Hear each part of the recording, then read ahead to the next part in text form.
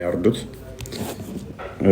ወይንም ጨለማን ተገና አድርገው የሚያርዱት ሰላም የላቸውም፣ ሰላም የማይኖራቸው ሰው እኛ የሚጠበቅብን አንድ ጸሎት ማድረግ ነው። አንድም ደግሞ ምን ማድረግ አለብን የሚለውን እንደ ኦርቶዶክሳውያን መነጋገር ይኖርብናል። ሜቢ ወደፊት በምን አይነት ኢኒሺዬሽን ከማን ጋር እንዴት የሚለውን ማውራት ይኖርብናል ማለት ነው።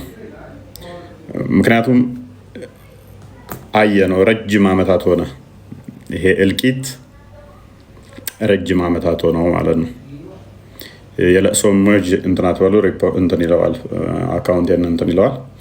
ኤኒዌይስ ምንድነው እሱ ተወደደም ተጠላም በዘር በብሔር በሃይማኖት ተከፋፈሏችሁ በኋላ ታርጌቱ ኦርቶዶክሳውያንን የመምታትና የማጽዳት ስራ ነው። ይህንኛውን ነእተን ልንመክት ይገባል ማለት ነው።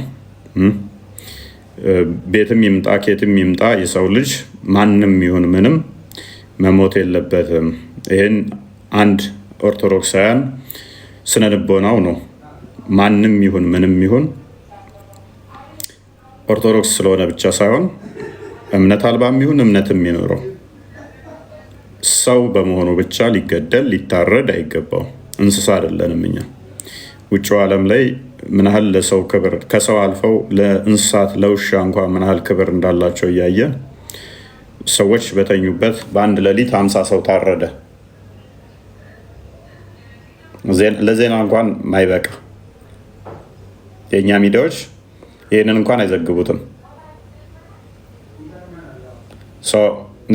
አርሲ ላይ ከባድ የጭፍጨፋ የዘር ማጥፋት ብቻ ሳይሆን የመቀነስ ብቻ ሳይሆን ታሪክ ማይረሳው ጠዋሳን እየጣሉ ነው። ይሄንን በደንብ ሰንዶ ማስቀመጥ ለትውልድ ማስተላለፍ ማስተማርም ጤናማ ነው ብዬ አምናለሁ። ሰው ዋይዝ በሆነ ሁኔታ ማን ነው ገዳያችን የሚለውን ማጥናት፣ ማን ከማን ጋር ነው የሚለውን እሱን በደንብ መነጋገር፣ የራሳችንን ችግር በምን አይነት ሁኔታ መፍታት አለብን፣ እያንዳንዳችን ተበልተን ከማለቃችን በፊት ምን ማድረግ አለብን የሚለውን መምከር ጤናማ ነው። አባቶች ዝም አሉ ዝም አላሉ፣ እኛ ለውጥ ማምጣት እንችላለን። ከግርግሩ እርዱን ያመቻቸው ምንድነው እሱ ሶሻል ሚዲያዎች በአሁኑ ሰዓት ላይ አክቲቭሊ ሰዎች ኮንሰንትሬትድ አድርገው ነገሮች ላይ ትኩረት እንዳያደርጉ አድርጎናል። ያንን ገታ አድርገ ነው ከሶሻል ሚዲያው ጩኸትም መሬት የወረደ ስራዎች ምን መስራት አለብን፣ ምን ማድረግ አለብን፣ ከማን ምን ይጠበቃል፣ ይህን ሁላችንም ልናስብበት ይገባል። ሰንበዲ ላይ ምንተወው አይደለም ማለት ነው። ከሌ ስራው ምንለው አይደለም፣ ከሌ እናገርልን ምንለው አይደለም። ሁላችንም ሚዲያዎች አሉን። እዚህ ጋር ወደ 2500 ሰዎች ይታዩኛል። ከዚህ ውስጥ 2000 ኦርቶዶክሳውያን ካለ ከ2000 ውስጥ ስንቱ ነው ድምፅ እየሆነ ያለው ቢባል 400 ላይሆኑ ይችላሉ። ይሄ ራሳችን ኩዌስችን ልታደርጉት ይገባል። 400 ማይሆኑ ናቸው የኔ ድምፅ እየሆኑ ያሉት። ለእነኚህ አካላት ድምፅ እያሰማ ያሉት 400 ማይሆኑ ናቸው። በአንድም ሰው አየው ሁለት ሰውም አየው ድምፅን ማሰማታችን ተጽዕኖ አለው። 2ም 10ም 5ም 3ም ሰውየው ድምፅ መሆናችን አንደኛ ከህሊና ወቀሳ ይታደገናል። ሁለተኛ እኛ የምንሰራው ትልቅ ለውጥ ሊያመጣ ይችላል። እያንዳንዱ ነገር እንደ ቀላል ምን ጥላት ትልቅ ለውጥ ልታመጣ ትችላለች። ዝናብም ከጠብታ በኋላ ነው ወደ ጎርፍነት የሚቀየረው። ስለዚህ እኛ ጠብጠብ የምናደርጋት ለውጥ ታመጣለች እና ሁላችንም ከሚሞቱት፣ ከሚገደሉት፣ ከሚታረዱት ጎን ልንቆም ይገባል ማለት ነው። ይሄንን ቦልድሊ ልንናገረው የሚገባ ነው። ነገኛ ጋር የሚመጣ ጉዳይ ስለሆነ ማለት ነው። ስለዚህ ሞት እንደሆነ ሁላችንም እንሞታለን፣ ማይቀር ነው። ነገር ግን ራስን መከላከል ደግሞ ይሄ ሰብአዊነትም ነው ማለት ሰው በመሆነ ይሄ በተፈጥሮ ራስ የሚፈቅድልህ ነው።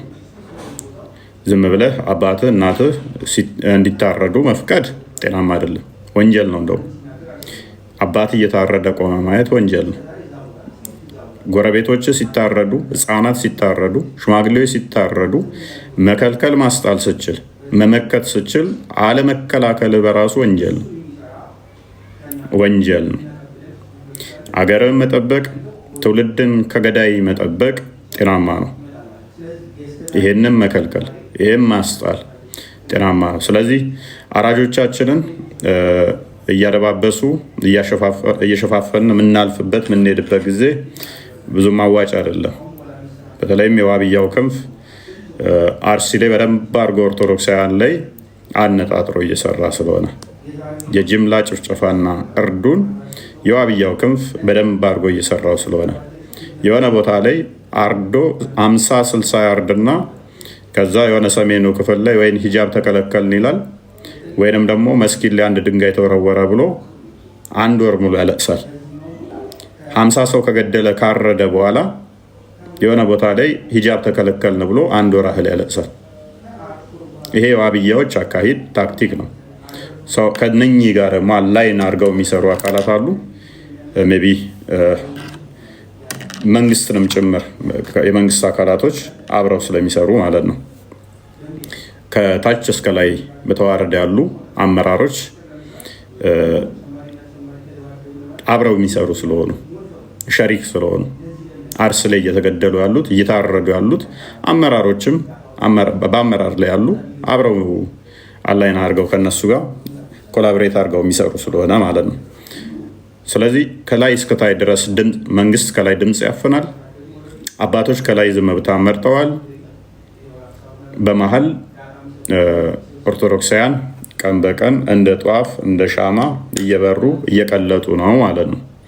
ይህ ብዙ የሚያስኬድ አይደለም። የጊዜ ጉዳይ ነው። ነገሮች ይገለበጣሉ፣ ነገሮች ይቀየራሉ። ነገር ግን ጠላታችንን እና ወዳጃችንን መለየት፣ ለሴጣን ተገዢ የሆኑ አካላት ነጋ ጠባ እየመጡ ለሚያርዱን ቢላ ማቀበል በራሱ ማቆም አንድ ጤናማ ነው። ቢላቸው መንጠቅ እንኳን ባንችል የተሳለ ቢላ ለነሱ መስጠት፣ ይሄንን መከልከል በራሱ ጤናማ ነው። አሁን አብዛኛውን ጊዜ ለአራጆቻችን የሚያጨበጭቡ ለአራጆቻችን የሚያሸረግዱ አካላቶችም ስላሉ ማለት ነው። ይሄንን መነጠል፣ ይሄንን ማወቅ፣ ምንድን ነው እያደረግን ያለ ነው የሚለውን መገንዘብ ጤናማ ስለሆነ ስለዚህ ማንኛችንም ሟች ነን። ማንኛችንም ከሞት ምንቀርበት ነገር የለም። የተለየ ነፍስ የለንም። ኤኒዌይስ የተለየ ነፍስ የለንም። የተለየ የኛ የሚያጓጓ የሚያስደንቅ የሚያስገርም የሚያስፈራ ከሌላው የተለየ ምንም የለንም። አይናችን እያየ ግን እናት አባቶች ሲታረዱ ዝምታን መምረጥ ጤናማ አይደለም። እነሱ እየየ የሚሉት እያያችሁት አይደለ? ሰሞኑን አንድ ድንጋይ አትስገዱ ተባልነ ተብሎ 2 ወር 3 ወር የሚያለቅሱት ለምን ይመስሏችኋል? የሆነን አካል የማጥዳት ስራ ሊሰሩ ሲያስቡ ነው። ይህን ገዳያችንን ገዳይ ብለህ መጥራት ጤናማ ነው። ገዳይን ገዳይ ብሎ መጥራት ትክክልም ነው። አራጅን አራጅ ብሎ መጥራት ትክክልም ነው። አርሲ ላይ የመረጠ ኦርቶዶክሳውያንን በመስቀላቸው ምክንያት የሚያርደው ቤተክርስቲያንን የሚያቃጥለው ኦርቶዶክስ አይደለም። ስለዚህ ይህ በተጠናና በተሰላ መልኩ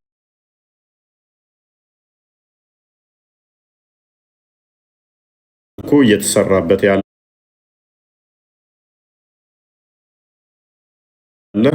ዲሞግራፊው ለተቋማት ለሙስሊሞች ነው እየተሰጠ ያለው።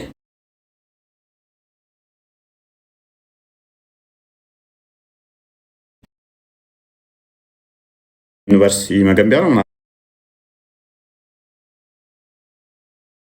ብለው ቦታውን ሰጧቸው ማለት ነው ለሙስሊሞች፣ ለዋብያው ክንፍ።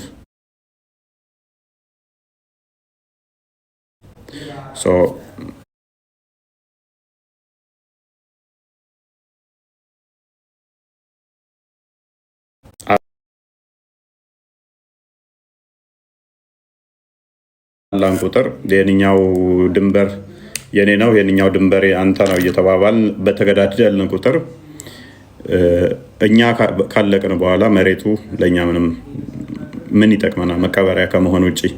ስለዚህ ቀረቷችንም ፉከራችንም መፈክሮቻችንም ሊቃኙ ይገባል ብዬ አምናለሁ። ቅድሚያ ሰው መሽተት አለባቸው። ፉከራችን መሬቱ የኔ ነው መሬቱ ያንተ ነው ከሚለው ቀድሞ ሰው እንሽተት። ክርስትናው ያስተሳስረን። የትኛውም ቦታ ላይ ይሁን አርሲም ይሁን ባህር ዳርም ይሁን መቀሌም ይሁን አፋርም ይሁን ክርስቲያን ወንድሜ ሲነካ ሲመታ ያ ቦታው የሱ ነው የኔ ነው ሊነካ ይገባም የሚለውን አይዲዮሎጂ ልንይዝ ይገባል ማለት ነው። ስለዚህ እዚህ ላይ ሜይ ቢ ወደፊት በደንብ እንትን እንለዋለን እንሄድበታለን የምናነሳው ይሆናል ማለት ነው። ኤኒዌይስ ግን አራጆቻችሁን ቢላ አትግዙላቸው። በተቻላችሁ መጠን ለአራጆቻችሁ ቢላ አታቀብሏቸው።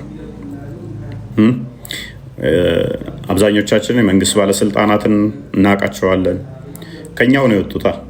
ቤተሰብ ይኖረናል፣ ዘመድ ይኖረናል፣ ዘመድ ባይኖረን ጓደኛ ይኖረናል። የመንግስት አካላት በአቅራቢያችን የምናውቃቸዋለን። ስለዚህ አትሊስት ትክክል አይደለም እየሰራችሁ ያላችሁት የሚለውን ደጋግሞ አጽንኦት ሰጥቶ መናገር፣ ስማቸውን እየጠሩ ሼም ማድረግ እነኝን አካላቶች መለጠፍ። በዚህ አካባቢ ላይ የሚያስገድሉት እነከሌ ናቸው። አስገዳዮቹን ስማቸውን እየለጠፉ ለትውልድ ማስቀመጥ፣ ገዳይ አራጅ የሆኑ አካላቶችን እስከነ እንትናቸው መረጃዎቻቸው ማለትም ገዳይነታቸውን ገዳይ ከሆኑ እዛ አካባቢ ላይ አመራር የሚሰጡትን መለጠፍ። በየትኛውም ቦታ ላይ ነፃነት አግኝተው እነሱም ነገ በውስጥ የሚያደርጉት በአደባባይ አይታወቅም ብለው እንዳይንቀሳቀሱ የማድረግ ስራ ይሰራል። እንዲሰራ ማድረግ ግድ ይላል ማለት ነው። አባቶች ተናገሩ አልተናገሩ ያው ብዙም እንትን የሚል አያስፈልግም። እኛው ለውጥ ማምጣት እንችላለን። አባቶች ቢናገሩ ጤናማ ነው። ብዙ አማራጮች ነበራቸው። ለእህት አብያተ ክርስቲያናት ደብዳቤዎች መጻፍ ይችላሉ። እነዚህ ድምፅ መሆን ባይችሉ እንኳን ለተለያዩ አብያተ ክርስቲያናት ደብዳቤ እንጽፉና መግለጫ እንዲያወጡ የተለያዩ ለምሳሌ የህንድ፣ የግብፅ፣ ሌሎች ቤተክርስቲያናት የአርመን ቤተክርስቲያኖች ይሄንን ኦፊሳል የሆነ ኦርቶዶክሳውያን በሃይማኖታቸው ምክንያት የዘር ጭፍጨፋ እየተፈጸመባቸው የሃይማኖት ጭፍጨፋ እየተፈጸመባቸው እንዳለ በዓለም ላይ እንዲያሰራጩት የማድረግ ስራ እንዲሰሩ አባቶችን መጠየቅ ይቻላል። ግን ስንጠይቅ ደግሞ ጥበብ በተሞላበት ብቻ ሳይሆን ደግሞ በማያዳግም መልኩ ከተሰራ በማያዳግም መልኩ ዝም ብለን እየጀመርን ምንተወው ሳይሆን መሬት የወረደ ስራ መሰራት አለበት ማለት ነው። ስለዚህ እግሬ እየተበላ ጭንቅላቴን አልነካውም እና ዝም ብዬ ልታገስ የሚል ነገር አያስኬድም ማለት ነው። መሞት ካለብን እስከ ደም ጠብታ ድረስ ይህን አካሂድ ይህንን አራጆቻችንን ለአንዴና ለመጨረሻ ማቆም ካለባቸው ያቆማሉ። አሊያም ደግሞ ገዳዮቻችን እነማን እንደሆኑ በደንብ እኛው አውቀናቸው እኛ እንድናስቆማቸው የማድረግ ስራ መሰራት አለበት። መንግስት ማስቆም ማይችል ከሆነ አትሊስት ህዝቡ ማወቅ አለበት። ከዛ ወዲያ ወይ ራሱን ይከላከላል ወይ ሪሎኬት ማድረግ ካለበት ሪሎኬት ያደርጋል ማለት ነው። የሆነ ሰዓት ላይ የሆነ ቦታ ላይ ታጸዳና ከዛ በኋላ ኦርቶዶክሳውያንን ሼም አድርገህ ትኖራለህ የሚለው ነገር አያስኬድም። ያው አብዮች እየሳቃቸው ነው። ደም ስለጠማችሁ ደም ስለምትወዱ ደም ገበራችሁ ለምትወዱት እችን አጋጣሚ በየትኛውም አካባቢ ላይ በየትኛውም ጊዜ ላይ የሆነ ቦታ ግርግር ሲፈጠር ታርዳላችሁ ወይ ነው። ለእኔ አሁን ፐርሰናሊ ብነግረኝ የዋብያን አካሄድ አውቀዋለሁ። ዋብያ ምን ያህል ገዳይና አራጅ እንደሆነ ስለማውቀው ማለት ነው። የትኛውንም አጋጣሚ የትኛውንም ሁኔታ አድቫንቴጅ ካገኘ ኦርቶዶክሳውያንን እንደሚያርድ አውቃለሁ። ኦርቶዶክሳውያንን ብቻ ሳይሆን አባሾቹን እያረዳችኋቸው ስለሆነ አባሾቹ ድምፅ እንደውም ስለማውጣ ነው። ሱፊዎቹን እያጸዳችኋቸው ከመስጊድም ከተለያየ ቦታ ላይ እያጸዳችኋቸው ነው፣ እያረዳችኋቸው ነው። የእነሱ ዚስማች ድምፅ የሚሆናቸው ስለሌለ ነው። እነሱ የራሳቸውን ችለው ድምፅ እንትን ማለት ይችላሉ። ግን ምንድነው ሲሆን አካባቢ ላይ 50-60 ኦርቶዶክሳውያን ከገደልክ በኋላ እዛ አንድ ሱፊ ትገድልና አንድ የአባሽን እንትን ትገልና ኦርቶዶክሳውያን ገደሉ ብለህ ልታካክስ ትሞክራለህ። ይሄ አካሄዳችሁ መጥፊያችሁ እንደሚሆን ግን ሹርሊ እነግራችኋለሁ። ረጅም ዓመት አይቀጥልም። ስጠፉ ግን አጠፋፋችሁ ለታሪክ እንዳትታወሱ ሆናችሁ ነው። እመኑኝ፣ ለታሪክ በማትታወሱበት ደረጃ ትጠፋታላችሁ ማለት ነው። እና በጸሎትም አስቧቸው። ለአርሲ ኦርቶዶክሳውያን ብቻ ሳይሆን በየትኛውም አካባቢ ለሚገደሉ፣ በየትኛውም አካባቢ ለሚሞቱ ንጹሐን ኦርቶዶክሳውያን ድምፅ መሆን ብቻ ሳይሆን በጸሎትም አስቧቸው። ከዚህ በተጨማሪ ኦርቶዶክሳውያን ብቻ ስለሆኑ ሳይሆን ማንኛውም የሰው ልጅ ሆነው ከቤታቸው መውጣት እንደልባቸው ያልቻሉ ለሚታፈኑ፣ ለሚደፈሩም ልታዝኑ ይገባል። ጸሎትም ልታደርጉላቸው። ከእንደዚህ አይነት ሴጣናዊ እሳቤ ይህንን ከሚሰሩ ማንም ይስራው፣ መቼም ይሰራ፣ በማንም ይሰራ፣ ይሄ አጋንንታዊ ስራ ነው። የሰውን ልጅ ነፍስ ማጥፋት ጤናማ አይደለም። ስለዚህ ለእነኚህ ሁሉ ጸሎትም ልታደርጉ ይገባል። መንፈሱ የሚጫወትባቸው ስለሆነ ማለት ነው። እና ሜይ ቢ ቀጣይ እናየዋለን። ዛሬ ቶፒክ አለን፣ እዛ ላይ የተወሰነ እንነጋገራለን ማለት ነው።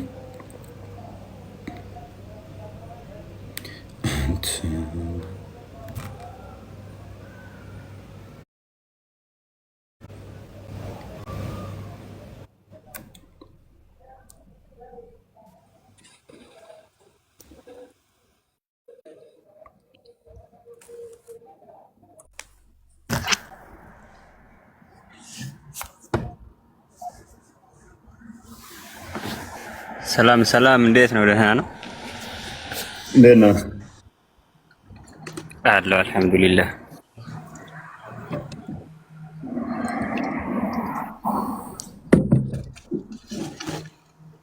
እሺ፣ ሁላችሁንም ሰላም ብያለሁ። ዛሬ ቁርአን ግልጽ ነው ወይ?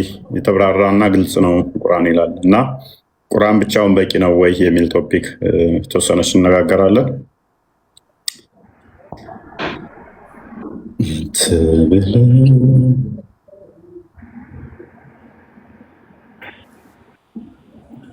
እሺ አቶ እንትኑን ልቀይረው። ሴታፕን ቁርአን ግልጽ ነው ብለህ ታምናለህ? ታብታብና አዎ፣ ግን አንዴ በትናንትናው በነጃሺ ጉዳይ የሆነ ሪከርድ አይቼ ነበርና በዛ ላይ ምላሽ መስጠት እችላለሁ? እሱ በኋላ ላይ ተቶፒክ ውጭ ስለሆነ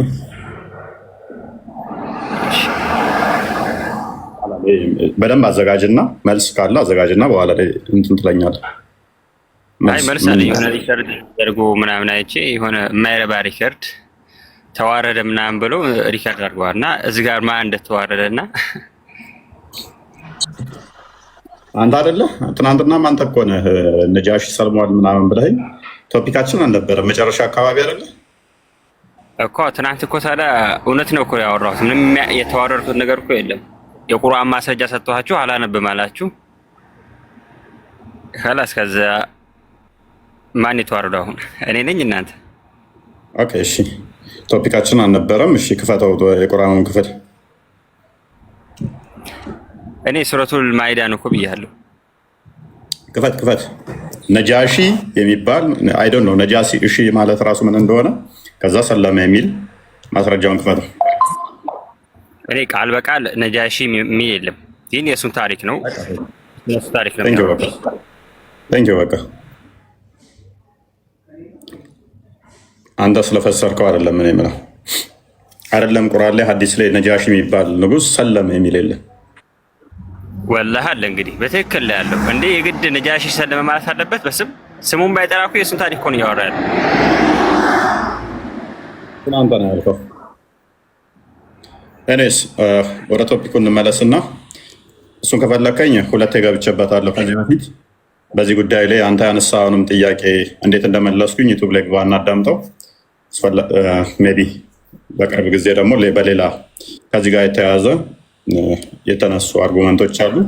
እሱ ምላሽ ለመስጠት አንድ ቀን ገባበታለሁ። አንተ የምታነሳው አርጉመንት ብዙ የሚያዋጣ አይደለም። ማስረጃውን ላሳይህ ነው ይብራብን ነው የምትለው። ቦት እንትኑ ላይ ቶፒኩ ላይ ተባለ እኮ ወንድም አለም ቶፒኩ ላይ ለጊዜው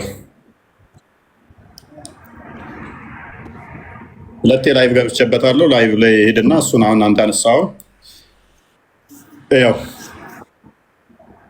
ኤኒዌይስ የዛሬ ቶፒካችን ምንድነው? እሱ ቁርአን በቂ አይደለም ወይ የሚል ነው። ምክንያቱም በተደጋጋሚ መሄድ ይችላለሁ ወይ በቶፒኩ ላይ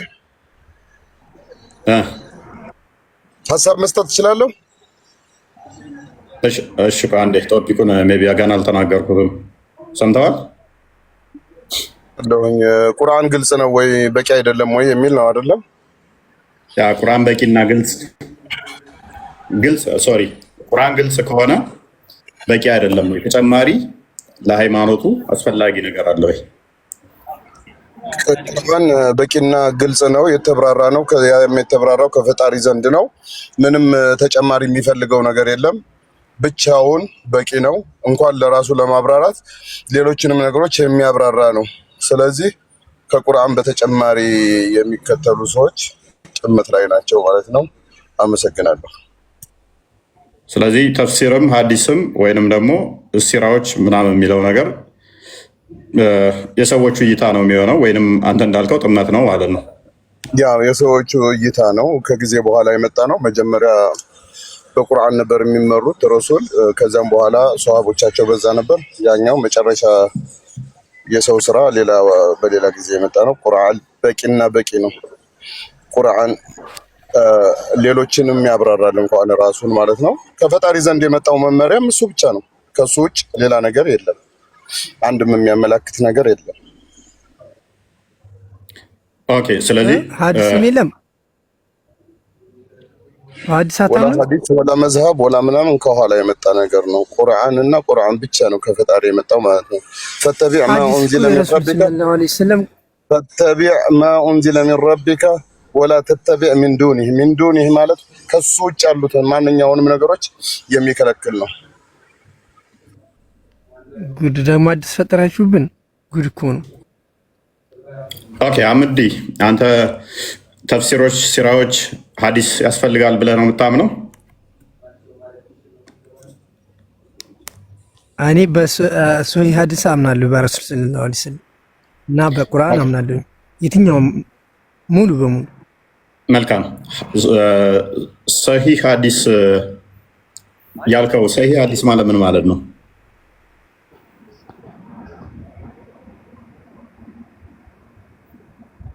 ሐሚድ ረሱል ያስተላልፉት ማለት ነው። ረሱል ያስተላልፉትን ሙሉ ማንኛው ነበር እያወራለሁ? ሶሪ ተናገሩት። እኔ ነኝ። ሐሚድ ነው ወይ ንፋላ? ሁለታችሁም ማይክ። አዎ እኔ ነኝ። ኦኬ። ስለዚህ አላሁ አክበር ግሚት አድርገው። ሰሂህ ሀዲስ ማለት ረሱል ያስተላለፉት ማለት ነው። እኔ በዛ ነው የማምነው። ኦኬ። ሐሰን ሀዲስስ? ነገርኩህ እኮ ሌሎቹ ማለት ነው። ሌሎቹ መዝሃቦች ከቁርአንና ከረሱል ሰለላሁ ዐለይሂ ወሰለም ቃል ከተጻረነ ሌላውን ተውት፣ የኔን ትታችሁ የረሱልን ያዙ ተብሏል። ኦኬ። መጣረሩሱን እና ለመጣረሩ አመሰግናለሁ። ሌላ ጥያቄ ካለ መውጣት ይችላል። የተወሰነ እውቀት ነው ያለኝ። ለምን አንተ መማር ከፈለክ ማለት ነው። ለምን እነ ሁሱ ጋር እሱም ከውሱን ጠምዝ እናንተው። ኤኒዌይስ ቦስ፣ እሺ አይ ቲንክ ቦስ ነው የሚለው ስም። የአንተ አቋም ቁርአን ብቻ በቂ ነው። ስለዚህ ሀዲስ ያዛት ዝራይት እንትን እየያዘህ ነው፣ ሸበካ እየያዘ ነው። እሺ ቦስ፣ አንተ በሀዲስ አላምንም ነው የሚለው ስም። በሀዲስ እመኑ የሚል ትዕዛዝ የለም ከረሱልም ከአላህም። የምናምነው በቁርአን እና በቁርአን ብቻ ነው። ሰዎች በኋላ የፈጠሩትን ሰዎች አብዛኛው ሰዎች ስለተከተሉ ነው። መረጃዎች የሚያመላክቱት እንደዛ ነው። መረጃ ካለ በሀዲስ እመኑ፣ በቁርአን ጎደሎ ነው የሚል ካለ ማምጣት ይችላል ማንኛውም ሰው ማለት ነው። አለሁ እዚህ ነው። እሺ አንተ ሙስሊም ነህ? ካልሆነ እንዴት የሙስሊም አስተያየት ትሰጣለህ? ለጠይቀህ እስልምና ላይ ጠይቅ አልችልም። እሺ ሶላት ለጀናዛ ስንት ረካ አለው? ሶላት ለጀናዛ ረካ የለውም። እሺ ስንት እንትኖች ያለው? ስንት ተክቢራ ነው ያለው? ስንት ተክቢራ ነው ያለው? 6 ተክቢራ አለው፣ 9 ተክቢራ ያለው አለ። ይለያያል።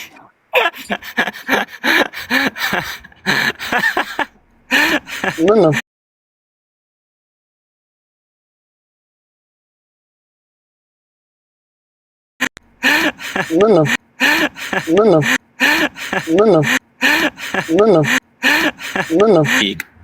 አይ አንተን ምንድነው አንተ ለምሳሌ ማለት ነው ሐዲስ ያስፈልጋል ወይም ደግሞ ሌላ መዝሃቦች ያስፈልጋሉ የሚለው ሙስሊሞችን የሚገባ ጉዳይ ነው። አላዋቂ ሰው ነው የሚስቀው ዝም ብሎ ማለት ነው። ገባህ? አላዋቂ ሰው ነው። አዋቂ ሰው ማስረጃ ነው የሚያመጣው። እኔ አሁን ለምሳሌ ማስረጃ ስሰጥህ ፈተቢዕ ማ ኡንዚለ ሚን ረቢከ ብሎ ረሱል ለሌላው ሰው ሳይሆን ማለት ነው ለረሱል ራሱ ማለት ነው ለረሱል ፈተቢዕ ማ ኡንዚለ ሚን ረቢከ ብሎ አላህ ሱብሓነሁ ወተዓላ የሰጣቸው ያንን ነው። ከዛ በኋላ ደግሞ ማየውን ነው ወደኛ ደግሞ ፈተቢዑ ማ ኡንዚለ ሚን ረቢኩም ነው። አንተ ደግሞ ረሱልን የምትወድ ከሆነ ረሱል ሰለላሁ ዐለይሂ ወሰለም አቂዳቸውም መዝሃባቸውም ቁርአን ብቻ ነበር፣ ከዛ ውጭ የላቸውም ነበር። ገባ? ያንን ነው የሚከተሉት። ሶላት አልጀናዛውን አንተ ጀናዛ ላይ ቁምና ሶላት አልጀናዛ ዲን አይደለም እንዴ ነው እንጂ ሶላት አልጀናዛ ዲን አይደለም። ሶላት አልጀናዛ የአንተ አይነቱ ሰዎች የሚከተሉት ነገር ነው። የጀናዛ የሆኑ ሰዎች የሚከተሉት ነው። ስማ አንተ ማለት ነው አዳም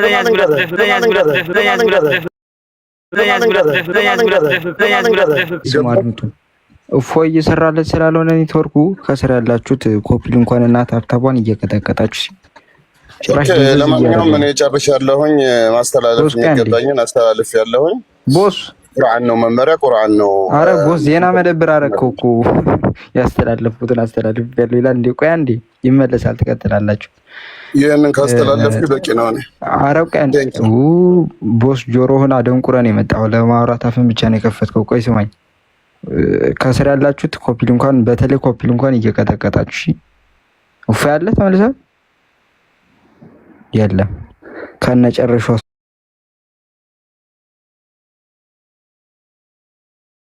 ወጣው ማለት ነው። ልንፈጠፈጥ እንችላለን። በተለይ ጽፏን እንትን አድርጉሽ ለአርሲ ወገኖቻችን እንጻው አራቋርጡ ህግ አምላክ እንዴ ቆይ አንዴ እስኪ አንተ አቋርጡ እንትን ያላችሁት አሁን የደም ምልክት እንትን ያደረጋችሁት መልሶ ህዝብ አሰበት ልታዘጉበት ነው። ሆን ብላችሁ ነው። አውርቷል ሲገባ መግቢያ አድርጎታል። ስለሱ አውርቶ ምን መደረግ አለበት፣ መፍትሄው ምንድነው፣ ችግሩ ምንድነው፣ መንስኤው ምንድነው፣ ይሄን ሁሉ አውርቶ ነው ወደ እርሱ የገባው እና አሁን እዚህ ጋር ለአርሲ ወገኖቻችን እንጸልይ እና አሁን ለማንኛውም ክርስቲያኖች ወደ ተፈጠራችሁበት እንድትመጡ እንጠራቸዋለን። ኦኬ ቆይ አንዴ እሺ፣ ወደ ተፈጠርንበት እንመጣለን። የጥሪ ግብዣ አሰሩልን። እስከዛ አንዴ ቆይ እሺ። ቃል ህይወት ያሰማልኝ። አመሰግናለሁ። አሜን።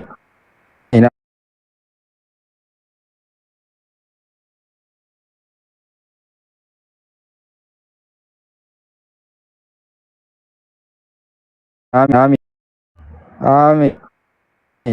ማጥቆሪያ ስላጋነን ስለምታመልኩት መነጋገር እንችላለን በዚሁ ላይ የንጽጽር ቤት ስለሆነ ቦስ አንተ በቃ አሁን አፍህን ለማውራት ከፍተህ ጆሮህን እንዳትሰማ ደንቁረህ አለሁ።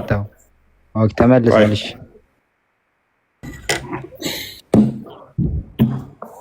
ኦኬ እሺ ሰማለሁ።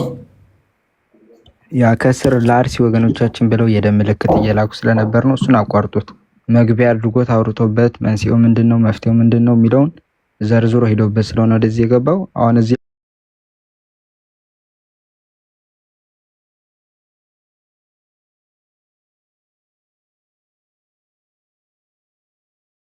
ሰው ኢሜጅ ምናምን አትጻፉ።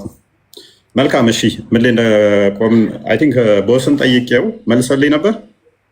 ቁርአን ብቻ በቂ ነው የሚል ጠይቄ ነበር።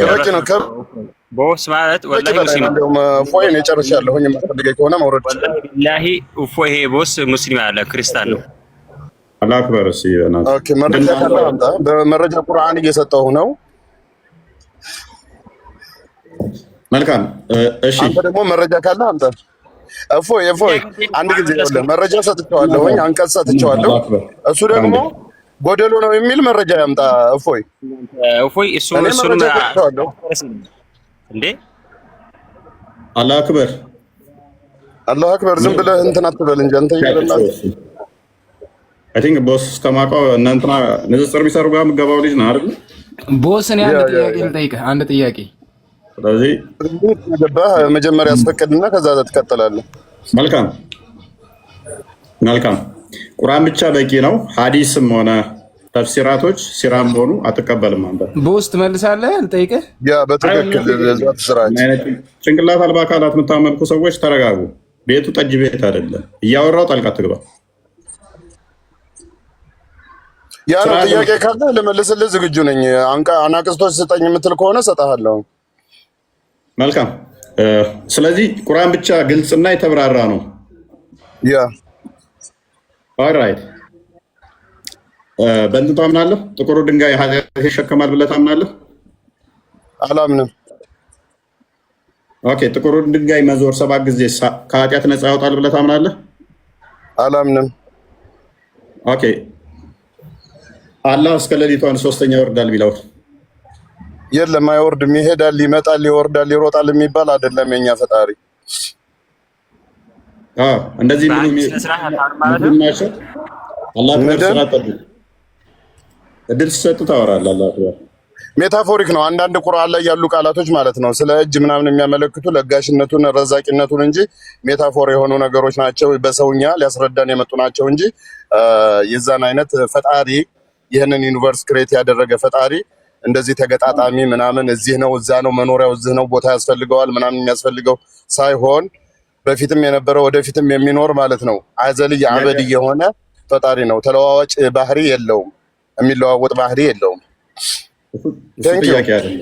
እሱ ሳይሆን ጥያቄ ከቁርአን ውጭ የሆኑ የሚታመኑት ነገሮች አንተን ይመለከተዋል ላይ ነው?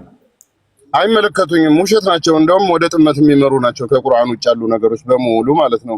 ይህንንም ሐዲስ አለ። እንደገና ደግሞ ቁርአን ላይ ይሄን ከዚህ ውጭ ከቁርአን ውጭ ያለ ነገር እንዳንከተል ነው የታዘዝ ነው። ያ ነገር ለሁሉም መግለጫ መሆኑን ሐሚም ወልቁርአኑል ሙቢን ብሎ ነግሮናል። እንደገና ደግሞ ፈተቢዕ ማ ኡንዚለ ሚን ረቢከ ፈአውሀይና ኢለይከ ሃዘል ቁርአን፣ ቁርአን ደግሞ ወህይ መሆኑን የሚያረጋግጥ ይሄ ቁርአኑ ነው። እንደገና ቁርአኑ ራሱ ኢንኩንቱም ፊ ረይቢን ሚማ አንዘልና ዐላ ዐብዲና ፈዕቱ ቢምስሊሂ የሚል አለ። ያ ነገር ይሄን ሁሉ የሚያሳየው ቁርአን በቂና ሙሉ መሆኑን ነው። ማፈረጥና ሸይን ፊል ኪታብ ብሏል። ሰደቀላሁል ዐዚም ብለን የተደመደመ ነገር ነው። ሌላው ፋብሪኬት የሰዎች እንትን ነው፣ አይመለከተኝም። ቴንኪው። ስለዚህ ሰዎችን አምኖ ጥመት ሁሉ ደግሞ ደጋነም ነው የሚከትህ ማለትም 7 ጊዜ ቤቱን ዞሬ ኃጢአቴ ነፃ ይወጣል፣ ድንጋዩ ኃጢአቴን ይሸከማል፣ ወይንም አላህ ከሌሊቱ 1/3 ይወርዳል። እንደዛ የሚል የእስልምና አስተምሮት የለም ቁርአን ላይ፣ እንደዛ የሚል አስተምሮት የለም። ስለዚህ ይህን የሚያምኑ ሁሉ ሙስሊም አይደሉም። ሙስሊም ናቸው፣ ስህተት ላይ ናቸው የሚለው ይሰመርበት። ሙስሊም ናቸው እንዴት ልትል ቻልክ? የሙስሊም አስተምሮ ካልሆነ ኖ፣ እነሱ የሆነ አረዳድ አለ። ያንን አረዳድ ወስደው ነው ይሄንን እንትን የሚሉት። ያኛው ለምሳሌ ጠዋፍ ዑምራ የማድረግ ነው። ወደ መካ የሄደ ለዚያራ ያንን የማድረግ ችግር የለም። የምታደርገው ግን ጥቁሩ ድንጋይ ኃጢአትህን እንዲሸከም ሳይሆን ማለት ነው ያ ረሱል ያደረጉት ነገር ስለሆነ ነው። ያንን ከኢብራሂም ጊዜ ጀምሮ በይቱላህ አልሐረም የተሰራ ስለሆነ እዛ ደግሞ የሐጅ ትእዛዝ ታዞ ሐጅ በተጓዳይ ደግሞ ዑምራ የሚባል አለ። ያም ዑምራ ዚያራ በአንድ ጊዜ በእድሜ አንድ ጊዜ ፈርድ የሆነው ሐጅ ነው። ይሄኛው ደግሞ ሱና ነው፣ ሌላ ነገር የለውም። ስለዚህ ይህንን ሱናም ነው ፈርድም ነው ብለህ የምትለው ከሐዲስ አለ ያገኘው ቁርአንም ላይ አለ። ቁርአን ላይ ያንን ሐጁ የታዘዘበት አለ። ወይም ደግሞ ዑምራ የሚለው ቁርአን ላይ ያለ ነገር ነው። ያ ነገር ግን እዛ ላይ እምነት አድርገህ ስለቤቱ ሳይሆን ለአላህ ሻዓኢር የሚደረጉ ናቸው እንጂ ሌላ ለቤቱ ለድንጋዩ የሚደረግ ነገር ምንም ነገር የለም። የሚወጣ የሚወርድ አይደለም አምላካችን አልክ። የሚወጣ የሚወርድ አይደለም። በትክክል ውጪዝ ለውጥ ለሱ አይመቸውም። ውጪዝ ለውጥ ካለ ደግሞ ፈጣሪ አይደለም የሚል ነው አይደል? አቋም በትክክል ሰው እንደዛ ከሆነ ካዳ ይሄ አቋም የሙስሊሞች እምነት ነው ወይንስ የሙስሊሞች አይደለም? እምነት ነው። ከዚህ ተቃራኒ የሆነሳ የሙስሊሞች እምነት መሆን ይችላል? በስህተት ሊያዝበት ይችላል። ለምንድን ላ ኢላሃ ኢለላህ መሐመድ ረሱሉላህ ካለ ያ በሙስሊምነቱን አረጋግጧል። ይሄኛው እንደ ስህተት ሊያዝበት ይችላል ማለት ነው። ገባ? ስለዚህ ሙሐመድን ነብይነት ካመነ በአላህ ላይ ቢሳሳትም ችግር የለውም እያልከኝ ነው? አላህም ፍጡር አድርጎት አንተ ባልከን መሰረት የሚሄድ የሚወጣ እንደዚህ እነኚህ ባህሪያቶች ካሉት የፍጡር ባህሪ ነው ብለህ ፍጡሩን እያመለከም እስቲል ሙሐመድ ነብይ ነው ስላለ ብቻ ሙስሊም ነው ተሳስቷል ብቻ ነው የሚባለው እያልከኝ ነው? ኖ እዛ ላይ አላህ ላይ ያለው እንትን ማለት ነው። ይሄ ነገር ምንድን ነው ተብሎ ይሄ ከእስልምና ወጥቷል አልወጣም የሚባለው የራሱ መንገድ አለው። ያንን ትክክለኛ ስጋ የሆነ ምናምን የሚል ከሆነ አለበለዚያ ደግሞ ይህንን እዚህ ላይ የትርጉም መሳሳት ነው። ሰው ልጅ ተሳስቶ እንትን ሊል ይችላል። ገባ? ያ አረዳዱ እንደዛ ሆኖበት ነው። ለምሳሌ እጅ የሚለውን እጅ የሚል ስላየው ነው ቁርአን ላይ የሚለው ሜታፎር መተርጎሙን ትቶ በቃ እዚህ ላይ ያለው ይመለከተኛል የሚል ስለሆነ ያው ግን ጥመት ነው። ጥመቱን እሱን የቁርአኑን ያዝ ነው። የቁርአኑ ላይ ጥያቄ የለኝም። ቁርአኑ ላይ ጥያቄ የለኝም። መጽሐፍቶቹን አሁን መጽሐፍቶቹ እምነት ሆነው መጥተዋል። ለምሳሌ አላሁ አክበር ሀዲሳቶች ይቀበላል እስከማውቀው ይመስለኛል። ሀዲሳቶችን እሱ አሁን ለሱ እነኛ መጽሐፍቶቹ እንትን መሆን ይችላሉ፣ ማስረጃ መሆን ይችላሉ። አንተ አረዳድ ብለህ ቁርአንን ብትፈስርም እሱ ደግሞ ሀዲሳቶቹ የእምነቱ የዶግማው መሰረት ናቸው፣ ፈርድ ነው ለሱ። አንተ ደግሞ እነኛን እንደዛ አድርጋ አትቀበላቸውም። ጭራሽ የሰዎች ንግግር ናቸው ብለህ ነው የምትቀበለው እኮ። እንዴት ቁርአንን ነው ተከተሉ አላህ የሚለው? ረሱልም ቁርአንን እንድንከተል ነው ያዘዙት። እሳቸውም ሲከተሉ ሲያስተዳድሩ የነበረው በቁርአን ነው። ሌላ ነገሮች ማለት ነው ከ300 ከ400 ዓመት በኋላ የመጡ ነገሮች ናቸው። ዛትስ ኦል ፔሪድ። አላህ አክበር። ትስማማለህ? በመጀመሪያ ደረጃ ሙስሊም አይደለም። ሙስሊም ያልሆነ ሰው አስገብተህ እንደዚህ ከሙስሊም ጋር ብትወያይ ለአንተ ማለት ነው ብያስ ደንቆሮ። እኛ እንደናንተ ድራማ የምንሰራው ሰዎች አለን። ማሳብ ላይ መውግት እሱን ቻሌንጅ አድርገው፣ እኔን አይደለም ቻሌንጅ ማድረግ አለብህ ሙስሊም ካልሆነ። እኔ እኮ ቻሌንጅ አደረግኩት፣ መረጃ መጣሁኝ። እሱ ደግሞ መረጃ ማምጣት ነው የሚገባው አይደለ? ሀዲሳቶች ቁርአን የሚያሟላ ምናምን ቁርአን ጎደሎ ነው ብቻውን የሚል ማስረጃ ማምጣት ነው። እኔ ቁርአን ሙሉ ነው፣ በቁርአን ላይ የቀረ ነገር የለም። አንድ ጊዜ ማለት ነው ማስረጃ ካለው ማስረጃውን ማቅረብ ነው ያለበት። ማንኛቸውም ሀዲስ ተቀበል ተፈለግ አላህ ጭንቅላት የለውም ከሚለውሙን እግር አለውም ከሚለውሁን በክፍለ አካላት አይገለጥም ከሚለውሙን ቻሌንጅ መደራረግ የምችለው እናንተ ናችሁ እንጂ እኔን አይደለም። እኛ አይመለከተኝም። ሀዲስ ተቀበል አልተቀበለ ቦስ ምን አገባኝ ነው። አንዴ ተራ ጠብቅ አልቀበልም ሲል አመዲ ተራ ጠብቅ አንዴ ምላስ ይላትቁ ሚዩት አርጋ አንዴ ሚዩት አርግ ሲ ያ። ስለዚህ ሀሳብ ላይ ለማውራት ሞክሩ። እኔን ቻሌንጅ የማድረግ ወይም እኔን የመሳደብ ሳይሆን እኛ እንደናንተ እንደዛ ጭንቅላት አልባ እንደሚያመልኩት ድራማ የምንሰራ ሰዎች ስላልሆን ማለት ነው። ባላቀው ኖሮ ቦስን እኔ ቻሌንጅ አደርገው ነበረ።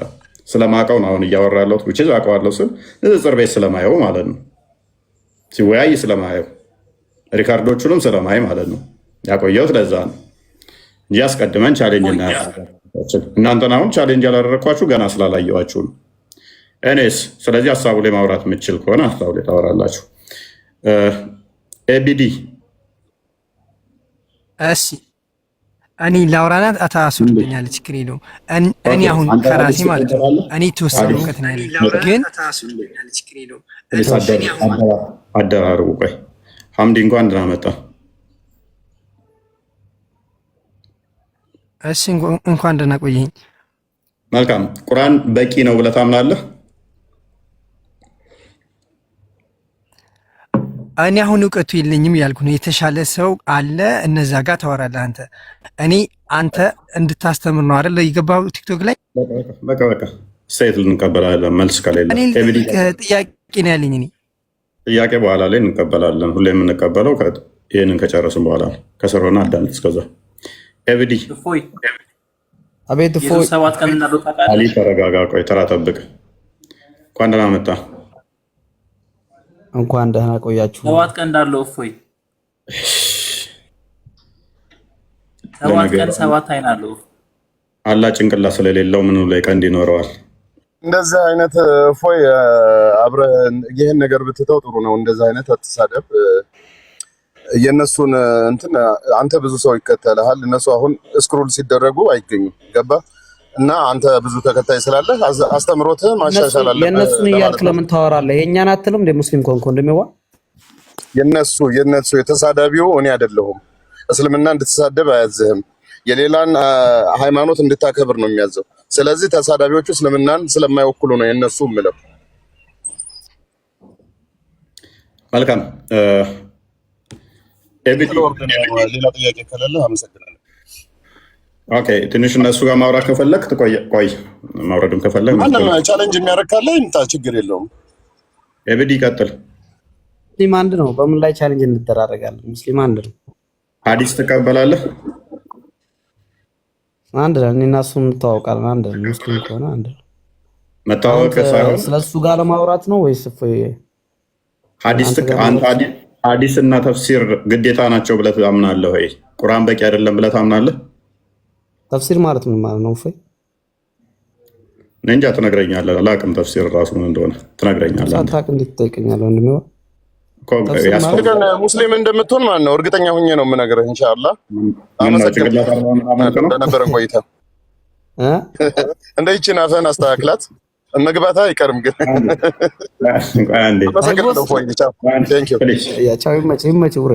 አብዲ እኮ እየጠየቀህ ነው። ከአብዲ ጋር ሻለኝ ተደራርጉ። ኧረ እፎይ ነኝ አንተ ጋር ነኝ ብራዘር። ለምን አብዲ ቦስና አብዲ ትንሽ አውሩ እስኪ። ኧረ እፎይ ነኝ አንተ ነው የምትመቸኝ። አብራችሁ ትንሽ እሱ አዲስ አይቀበርም። ተግባብተናል። አሁን ገና ተግባባን።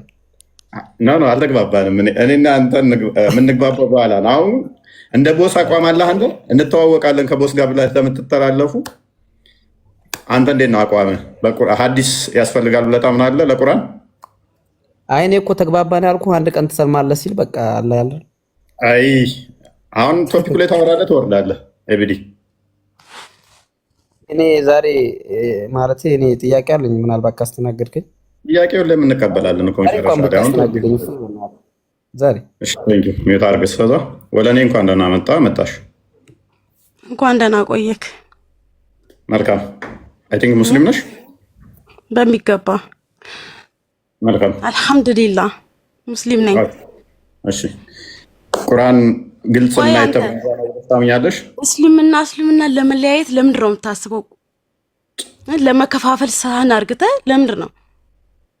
ሶፍት የለንም ዛሬ በቃ እየየ ሊሉብን ነው አሉ እየየ ነው በቃ። አሁን አንዳቸውም ምላሽ አይሰጡም። አንዳቸውም እያንዳንዳቸው አልቅሰው ነው የሚወጡት። ቦስ ብቻ እንግዲህ የራሱን አቋም አስቀምጧል። ሐዲስም ሆነ ተፍሲር ቶፒኩ ምን ነበር? ወረጆች ከሰውኝና ተማሪ ቶፒኩ ምን ነበረ? ልክ ቦስ ሲወጣ ጠብቆ ማለት ነው። ሰምቷል እኮ በደንብ ከቦስ ጋር ተነጋገሩ ሲባል ተዋውቀናል፣ ከቦስ ጋር እንተዋወቃለን፣ ይቅርብን ብሎ ልክ እሱ ሲወጣ ጠበቀና ቶፒኩ ነበር። ክፉ ነህ አንተ። ከእሱ ጋር ላለማውራት ቻሌንጅ አድርገኝ ሲለው ሰጥ ብሎ ችግር የለውም ተስማምተናል። ከሱ ጋር ተናጋ ነበር። ቁርአን ግልጽ ነው ብለህ ታምናለህ? ቁርአን ግልጽ ነው ብለህ ታምናለህ? በደንብ የተብራራ ነው። ግልጽ ነው፣ የተብራራ ነው። በቂ ነው፣ ሙሉ ነው ብለህ ታምናለህ? በጣም 100% ቴንክ ዩ። ስለዚህ በደንብ አስተውሉ። ቁርአን ግልጽ ነው፣ የተብራራ ነው፣ ሙሉ ነው። ቁርአንን ሌላ አብራሪ ይፈልጋል ብለህ ታምናለህ? ሳይብራራ ቀርቶ ቁርአን ሳይብራራ ቀርቶ የሚያብራራው ያስፈልገዋል ብለህ ታምናለህ? እንዴ ለምሳሌ አሁን መጽሐፍ ቅዱስ ራሱ ማብራሪያ የለውም ብለህ ታስባለህ? የእናንተ ማብራሪያ የለውም ብለህ ታስባለህ? የእናንተ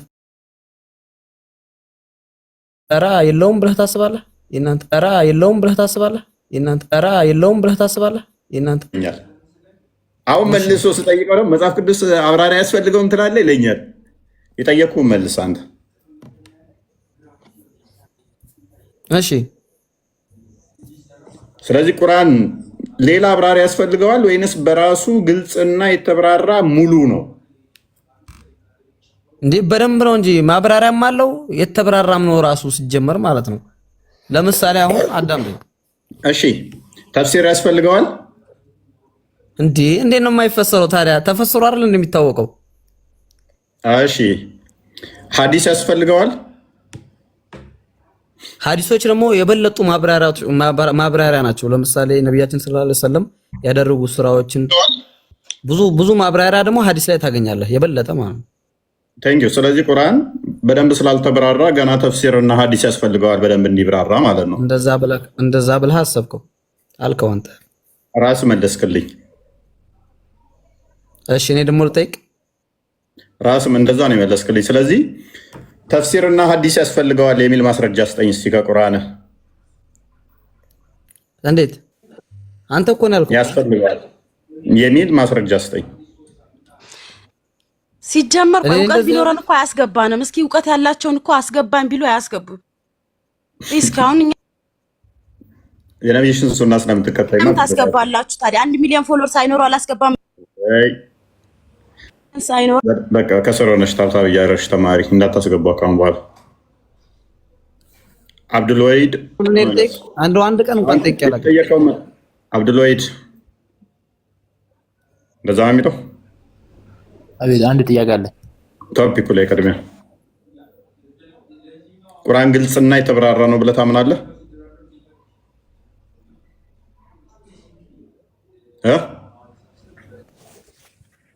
አይሰማም።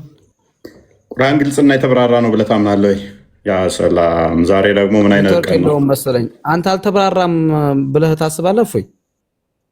እሺ ያ አልተብራራም። እሺ ማስረጃ አለ እንደዛ የሚል አልተብራራም የሚል በማስረጃ ነው ወይስ በራስ አስተሳሰብ ነው? እስኪ ብቻ ነገር በማስረጃ ሰጣለሁ።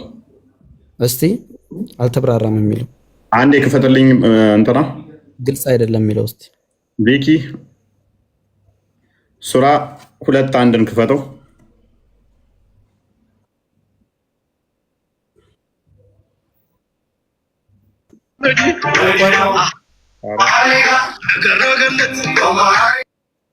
ኧረ ተው ቪኪ አለ ጨለማ ነው። አይታይም እንዴ? ከፍቻለሁ እኮ ቆየሁ እኮ ከከፈትኩ። ፎይ ጨለማ ነው። ቀይስ ዝጋውና ክፈት እንደገና። ኦኬ አሁን ክፈተው። ቆየሁ እኮ። ኦኬ እኔ ደግሞ ምንድን ነው እላለሁ። አሁንም ጨለማ ነው። እኔ ጋር ይታያችኋል እናንተ? አብ ወልድ መንፈስ ቅዱስ። ኧረ ቆየሁ ከከፈትኩ። እንዴት ነው ታች ይታያል? ይታያል። ኦኬ ይታያል እያሉ ነው። አንተ መተዋል በደንብ በሪፖርት ለእኔ ነው ጨለማ። እሺ አንብበው። እቺ ክፍል ምን ትላለች? ሱረቱ በቀራ ቁጥር 1 ላይ ምን ይላል? ዙሙን ዝቅ አድርገው ቪኪ ወሬ ዝቅ ላድርግልህ፣ እንደዚህ ላቅርብልህ ነው። ጎላ ላድርግልህ። መልስ። እቺ ነች አንቀጿ። ብቻችን ለይተህ ለምን ታመጣ? መልስም ብለህ ወደ እቺ ነች አንቀጿ። ለምን እለያታለሁ? መለስ አድርገው። እናንብበው። መለስ አድርገው። ሙሉውን እናንብበው። ሻውድ ለማንበብ ፈልገው እኮ ነሽ። እሱ ያለ ግን አንድ ነው። መለስ አሁን መለስ ቁጥር 1 ነው የምፈልገው። አንድ ነው እሱ የሚፈልገው። ብራዘር ማስረጃ እኮ ነው ያልከው እኮ። ሙሉውን አድርገው። እያየን ማስረጃውን እናዳምጣለን። ሙሉውን ለቀቅ አድርገው።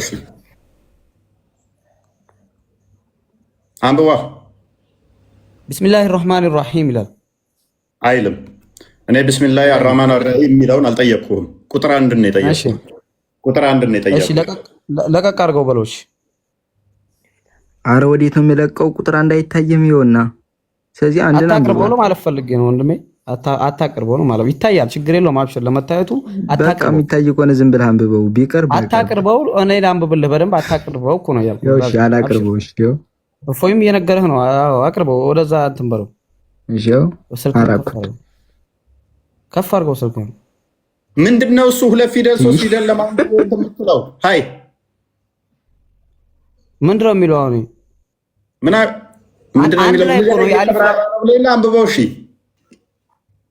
አሊፍ ላም ነው የሚለው። ምን ማለት ነው? ምን ማለት ነው? አንተ እኮ ነው ማስረጃ አለኝ ብለህ እንትን ያልኩህ። አያ ንገረኝ፣ ምን ማለት ነው? እኔ ምን አውቃለሁ? ምን ማለት ነው? ንገረኝ አንተ ራስህ። ማስረጃ አለኝ ብለህ ያወጣኸው እፎይ፣ አንተ ምንድነው? ንገረን እንግዲህ በማስረጃ እያብራራህ ንገረኝ። ግልጽና የተብራራ ነው ቁርአን ሁሉን ነገር። ማስረጃ አለኝ ብለህ እኮ ማስረጃ ላውጣ ብለህ እኮ ነው ማለት ነው። ማስረጃ አለኝ ብለህ እኮ ነው ማስረጃ ላውጣ ብለህ እኮ ቪኪንግ ክፈት ያልከው ብራዘሬ እኮ አወጣሁልህ። ይሄ ክፍል ምንድነው? እሱ ግራ ገብቶኝ እኮ ነው። ግልጽና የተብራራውን ክፍል ይሄ ማለት ነው። ማስረጃ ያመጣኸው እንዴት ግራ ይገባሃል? ማስረጃ ብለህ ያመጣኸው እኮ ንገረኛ። ማስረጃ አለኝ ብለህ ያመጣኸው ቆይ እኔ ላንብበው። እፎይ ጥቁር ድመት ይላል። እፎይ ሸራፈው ቁርአን ላይ እፎይ ሸራፈው ጥቁር ድመት የሚል ተገኘ። ትንቢት ነው። መሐመድ ተንብዮ ነበረ። አንብብልኝ፣ አሁን አንብብልኛ ብሏል። እሱን አንብብልኝ። ይኸው ብራዘር እፎይ እንደ ትልቅ ሰው እናውራና ማለት ነው። እኔ እንኳን ገና የ16 ዓመት ልጅ ነኝ። ማለቴ ማስረጃ አለኝ ብለኸኝ ያመጣኸው አንተ ነህ። ስለዚህ ማስረጃውን አውጥተህ አብራርተህ እንደዚህ ነው ብለህ ንገረኝ። እኔ እኮ ቁርአን ግልጽና የተብራራ ነው ብዬ አላልኩም። ስለዚህ አንተ ግልጽና የተብራራ ነገሮችን ሁሉ የሚገልጽ ነው ብለሃል። ይህ ክፍል ምን ማለት ነው ብያለሁ? አዎ ብያለሁ። ይኸው 4000 ሰው ሰምቷል ብያለሁ። ከዛም በኋላ አይ አይደለም ብለህ ስትለኝ ማስረጃ አለኝ አልክ። ለዛ አይደለም ላልከው ይኸው ይህ ክፍል አሁን ለምሳሌ ግልጽና የተብራራ ካልሆነ ውስጥ ነው። ምንድነው? ምን ማለት ነው? ትርጉሙን አሳየኝ ስለ ራስ አብራራልኝ። እኔማ ስላልተብራራ ግልጽ ስላልሆነ ስላልገባኝ እየጠየቅኩ ነው። እፎይ ማስረጃ አለኝ ብለህ እኮ አንተ ነው አውጣልኝ፣ ቪኪ አውጣልኝ ማስረጃዬን ምናምን ብለህ እስቲ አንብብልኝና ምንድን ነው የሚለው? እሺ ያ ማስረጃ እኔን ተቃውሞ ንገረኝ እያልኩህ እኮ ነው። እኔ ግልጽ ስላልሆነ መጽሐፍህ ላይ ይሄ ማለት ምን ማለት ነው? ቁርአንህ ላይ የትም ቦታ ሳትሄድ የዚህን ትርጉም ንገረኝ ስለ ራስ ንገረኝ ትለኛለህ። እኔማ ግልጽ ስላልሆነ ቁርአንህ ምንም ግልጽ ስላልሆነ እንደዚሁ ተረት ተረት ስለያዘ ዝም ብሎ የቃላት ስብስቦች ስለሆነ ትርጉም አልባ ስለሆነ ይህን ሰጠው። አንተ ግልጽና ትርጉም አለው የተብራራ ነው ካልክ ማብራሪያውን ቀጥል። ኦኬ ትርጉም አለው ነው ያልከኝ መጀመሪያ ነው ወይስ ማስረጃ ልስጥህ ነው ያልከኝ? እቺን ብቻ መልስልኝ እሺ። እያዳመጣችሁ እኔማ ይኸውልህ ማስረጃ ልስጥህ የሰጠሁህ ምን መሰለህ? አንተ ምን አትመሰለ ወዳጅ። ቁርአን ግልጽ ነው አልከኝ፣ የተዘረዘረ ነው አልከኝ፣ የተብራራ ነው አልከኝ፣ ሙሉ ነው በራሱ ሙሉ ነው አልከኝ አይደለ? እኔ ደግሞ ግልጽና የተብራራ የተዘረዘረ ከሆነ ለምሳሌ ይሄ ሲል ምን ማለት ነው? ግልጽ አድርግልኝ። ለእኔ አሁን ይሄ ግልጽ አይደለም፣ የተብራራም አይደለም፣ የተዘረዘረ ምን ማለትም እንደሆነ ትርጉም አልባ ነው። ሳታቅ ነው መጀመሪያ ማስረጃ ልስጥህ ያልከኝ ማለት ነው አይደለ? ነው እኔም አውቄ እኮ ነው የሰጠው። የተብራራ የተዘረዘረ ስላልሆነ ማስረጃ ሰጠው። አንተ ግልጽና የተብራራ ከሆነ ይህንን አስረዳኝ። ኦኬ ማስረጃ እሺ፣ ማስረጃ የለህም አንተ አለመብራራቱ ምናምን ነች እና ሰውየው አሁን ማለት ግልጽ አይደለም እንደ ቪኪ ማወራው ነኝ። ግራ ገባን እኮ በእናትህ ምንድን ነው የሚለው? ገብቶናል። ቪኪ ግራ አልገባህም? ኧረ አንተ ግራ በደንብ ነው የገባኝ፣ ግን ይሄኛው ነው ግራ የገባኝ። አብራራለን። አለም የሚለው ምንድን ነው? አሊፍ ላም ሚም ያልከው አሊፍ ላም ይላል ምንድን ነው? አሻ በግምና ያልከው አሊፍ ላም ሚምሽ ምንድን ነው? እሺ ለቀቅ አድርገው። ከጎኑ ትራንስሌት ነው ያለው ወይስ ምንድን ነው ያለው? እኔ ነኝ ያሰርኩት ትርጉሙን ፍቹን የለቀቅኩት። ከተፈታልሽ ፈታሁት። ያው ለቀቅ አድርገው ወደ አማርኛው። ያው እሺ ለቀቅ ትርጉም አብሮ ምን ይላል? አሁን ቢስሚላህ ቆይ ላንብብልህ። ቢስሚላህ ቆይ ለቀቅ አድርገው። ቢስሚላህ ዙም ወደ ታች ማለት ራሽ ወሲታን እሺ ቢስሚላህ الرحمن الرحيم እንደ አሊፍ ላም ሚም ቁርአን አልፈራው ይኸው ቢስሚላህ الرحمن الرحيم የሚላል። አሁን በጎኑ እዚህ ጋር በአማርኛ አስመጥቶልሃል ተፍሲሩን። ኧረ እሱ የቁርአን አንቀጽ አይደለም እባክህ፣ ቁጥርም አልተሰጠውም። የቁርአን ክፍል አይደለም የጨመሩበት ነው። አሁን ባይሆን ቁጥር ያለውን ዓለም የሚለውን ንገረን። ምንድን ነው እሱ? እፎይ ቀጥል ከተመለስ። ይነገረን አሊፍ ነው አ ፕሊስ። ማለት አሊፍ ነው ላም ማለት አሊፍ ተረጋጊ። ቆይ በአማርኛ አሊፍ ተረጋጊ። ላም ቆይ ነው ማለት ነው ወይ? ኡፋይ ተረጋጊ። ቆይ ድምፅሽን ቀንሺ ትንሽ አትጭ። ተረጋጊ።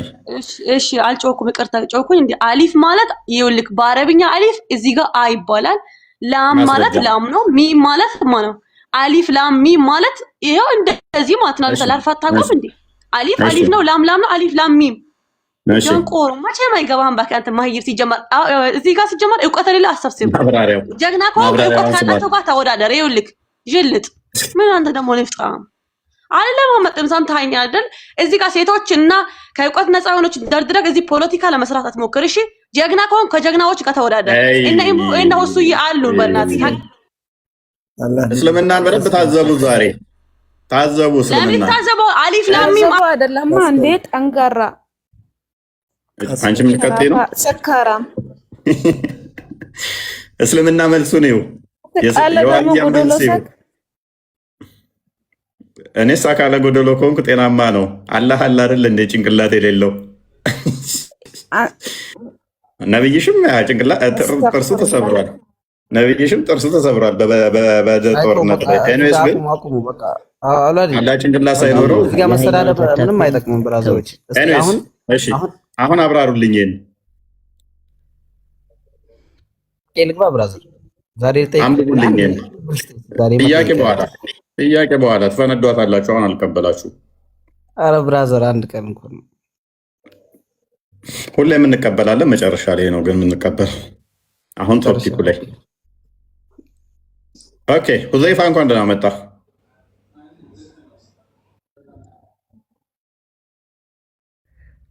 መልካም። ሐዲስ ከሚቀበሉት ነህ ወይንስ ሐዲስ አትቀበልም? መጀመሪያ ወደዚህ ፖይንት ከመሄዳችን በፊት ወደዚህ ቶፒክ ከመሄዳችን በፊት አንድ ፖይንት ላንሳ። ምንድን ነው ሐዲስ ከሚቀበሉት ወይንስ ከማይቀበሉት? እኔ እቀበላለሁ ሐዲስን። ሐዲስ ማይቀበሉ ሙስሊም ናቸው?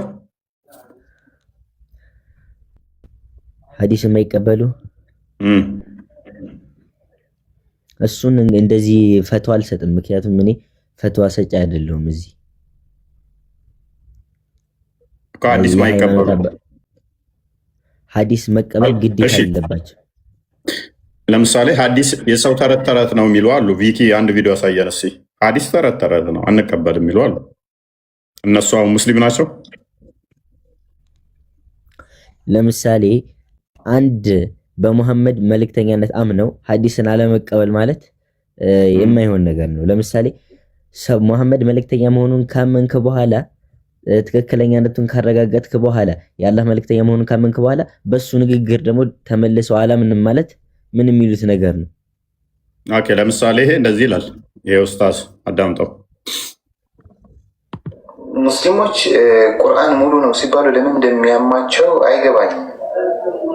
ይሰማል? አሁን ይሰማል?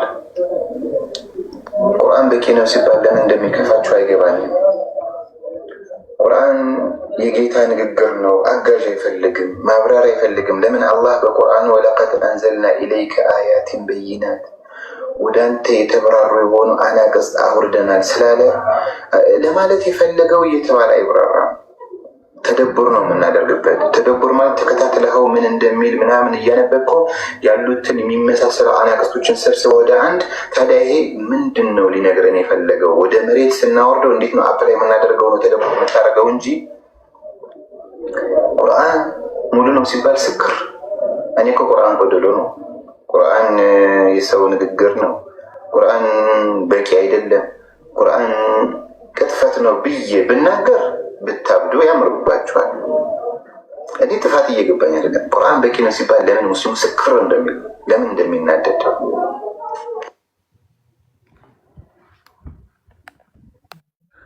ስለዚህ እንደሰማው ቁርአን በቂ ነው ሙሉ ነው ሐዲስ አያስፈልግም እያለ ነው። ተቀበለዋለን? ኧረ አልቀበለውም። ስለዚህ ስህተት ነው። ይሄ ሙስሊም ነው ሙስሊም አይደለም። ይሄ እዚህ ጋር ሐዲስ ቁርአን ሙሉ ነው ሐዲስ አልቀበልም የሚሉ ሰዎች ይለያያል እንዴ? እዚህ ቁርአን ላይ ያለውን ነገር የሚደግፍ ሐሳብ ነው አንዴ እዛ ላይ ያለው ገብቷል። ያው ቪዲዮ አስቀጥለው ቪኪ አጥቢው የሚለው ቁርአን ላይ ይሄንን ክፍል አሁን ትሰጠኛለህ ሴቱ ጋር እንደሚገኝ አይ ችግር የለም። ቁርአንና ሐዲስ አይለያይም ብሎናል። ይሄንኛው ኡስታዝ አሁን አልቀበልም ከሚልበት አንዱ ማስረጃዎች ሲጠቅስ እንዲህ ይላል። እስቲ እንስማ። አይሻ ምን እንዳደረገ እንትን እንደተባለ ምናምን እኔ አልሰጠኋቸውም። ነብዩ መሐመድ የ6 ዓመት ህፃን ልጅ አገቡ ያልኩትን ያረለው ነብዩ መሐመድ የሆነ ሴት መጣ ስትጠይቃቸው አንድ ትልቅ ፂም ያለው ሰው መጥቶ ባል እየቀናስ ቸገር አጥቢው ያልኩ እኔ አይደለም የዘገብኩት። ነብዩ መሐመድ አላህ ካዘዘው ቁርአን አንቀጽ በኦፖዚቱ ለወራሽ ኑዛዜ የለም ብለው ተናገሩ ብዬ የዘገብኩትን አይደለም። አላህ ሱብሓነሁ ወተዓላ ወራሾች ኑዛዜ ያላቸው ወላጆች ምናምን በኑዛዜ መልክ ከውርስ በፊት መከፋፈል ይችላል ብሎ የተናገረው አላህ ነው። የዚህ ኦፖዚት ሆኖ ተናገሩ ብዬ የዘገብኩትን አይደለም። ትርሚዚ ነው።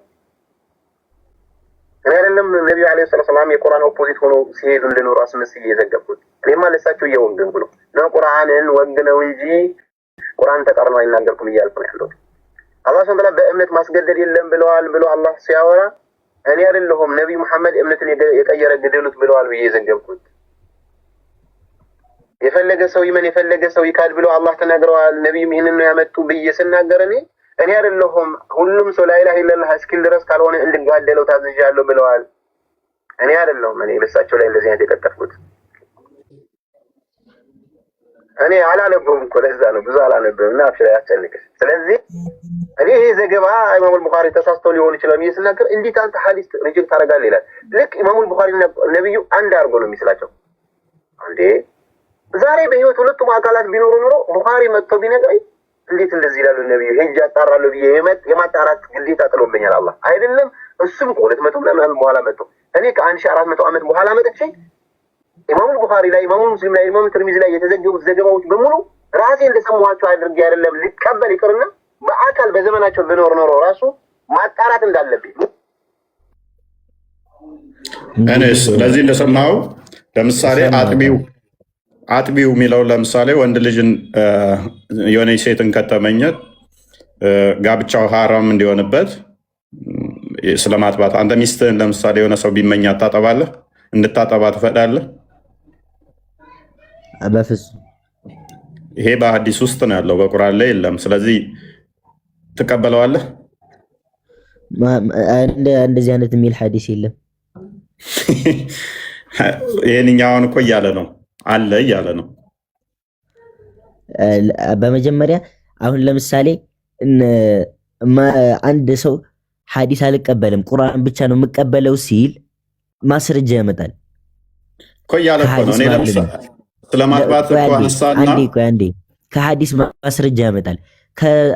ከስንት ሺህ ሐዲስ 3-4 ሐዲስ እነዚህ ሐዲሶች ሰነዳቸው መጣራት ያስፈልገዋል። የተለያዩ ነገሮች ይጣራል። ሶሒህ ሆኖ ከተገኘ ደግሞ ከዛ ሁሉ ሺህ ሐዲሶች 3-4 ሐዲስ እየጠቀሱ 5000 6000 ሐዲስ 10000 ሐዲስ አልቀበልም ማለት ምክንያታዊ አይደለም። ሌላኛው ደግሞ እንደዚህ አይነት ሰዎች ከዚህ በፊትም ነበሩ። ገብቶሃል አይደለ? አንተ ራስህ እኮ አልቀበልም። አንተ ሚስትህን ሌላ ሰው ተመኝቶ ልጥባ ጡቷ እንደዚህ 5 ጊዜ ምናምን ጋብቻው ሐራም ይሆናል የሚለውን ሐዲስ ራሱ አልቀበልም። አንተም አልክ እኮ እሱ አልቀበልም ማለት ሐዲሱን ንገረኝ እስቲ ልየው። ሳይ ሙስሊም 1452 ኤን ክፈትለት 1452 ኤ አንተ ራስህ አልቀበልም አልክ። እንደሱ አየህ አይምሮን ስትጠቀም ከበደ አይደለማ። በስነ ስርዓት አልፈሰራችሁትም ይሆናል። አረዳዳችን ነው እኮ ችግር የለውም። አንተ ትፈስርልናለህ። በፊት 10 ጊዜ ነበር የሚጠባው፣ ከዛ ወደ 5 ተቀይሮ ነበረ። በግ በልታው ባለውለታ ሆናላችኋለች የቁርአኑን ክፍል። አሁን ሐዲስ ላይ ብቻ ነው ያለው፣ ቁርአን ላይ የለም። ኦኬ እንደዚህ ይላል። አይሻ እንደተረከችው that it had been revealed in the holy Quran that 10 clear sacking make the unlawful አረብኛ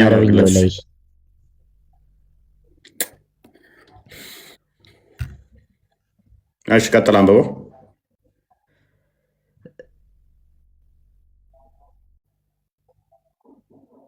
كان فيما أنزل من القرآن 10 رضعات معلومات ከፍ አድርገው ስሙን ዘልዮ ነው። ችግር የለም። كان فيما أنزل من القرآن 10 رضعات معلومات يحرمن ثم ننسخن ب5 معلومات فتوفي رسول الله صلى الله عليه وسلم وهن فيما يقرأ من القرآن ሌላ የለውም።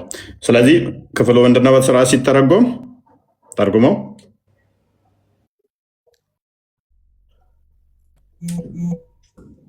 ባየት ማትደ እንትና ተርጉመው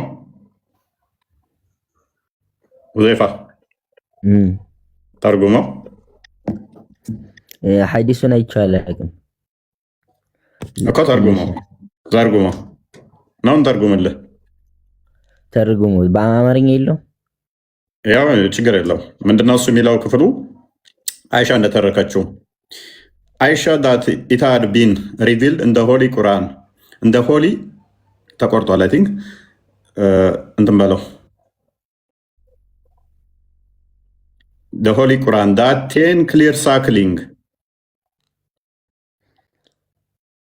suckling make the marriage unlawful በቁርአን ውስጥ ወርዶ ነበረ 10 ጊዜ ግልጽ የሆነ ጥቢ ጋብቻን ሐራም ያደርጋል አለች።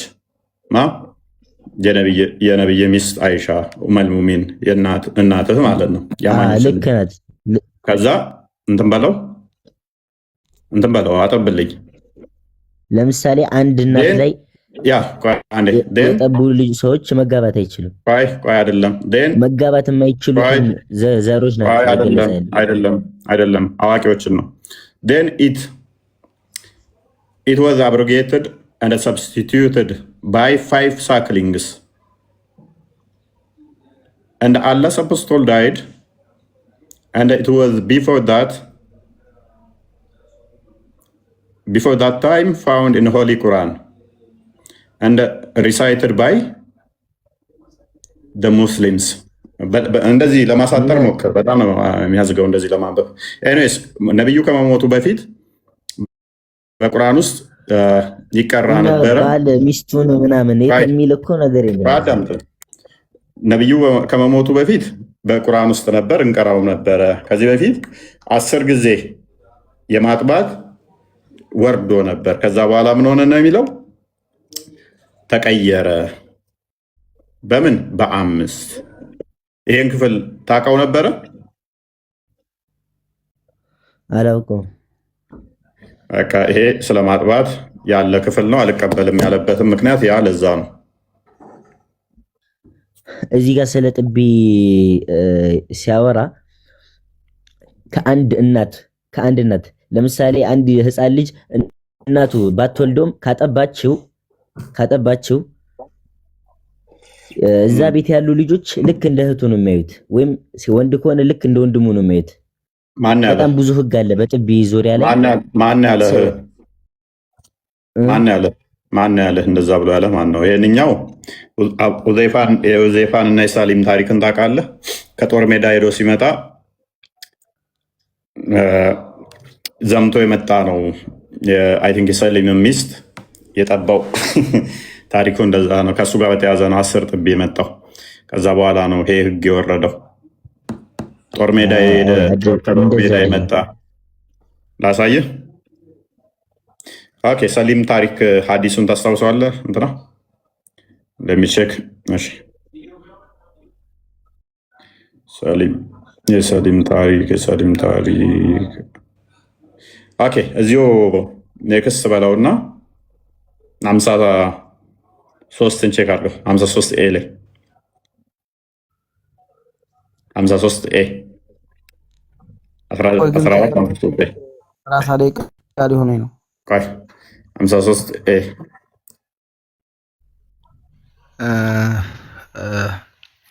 ማውራት እንችላለን። ውፈይ አንዴ ይህንን አዲስ አንዴ አንብበው። እንትና ሁዘይፋ አረብኛውን አድርግለት፣ ዝቅ አድርግለት። ቼን ኦፍ ናሬሽኑን እለፈው። ቃለት ከሚለው ጀምረ ቀጥል። جاءت سهلة بنت سهيل إلى النبي صلى الله عليه وسلم قالت يا رسول الله إني أرى في وجه أبي حذيفة من دخول سالم وهو كفر وهو حلفه. فقال النبي صلى الله عليه وسلم أرضعه. قالت وكيف أرضعه وهو رجل كبير؟ فتبسم رسول الله صلى الله عليه وسلم فقال علمت أنه رجل كبير كفر. زاد عمرو في حديث وكان قد شهد بدرا كفر.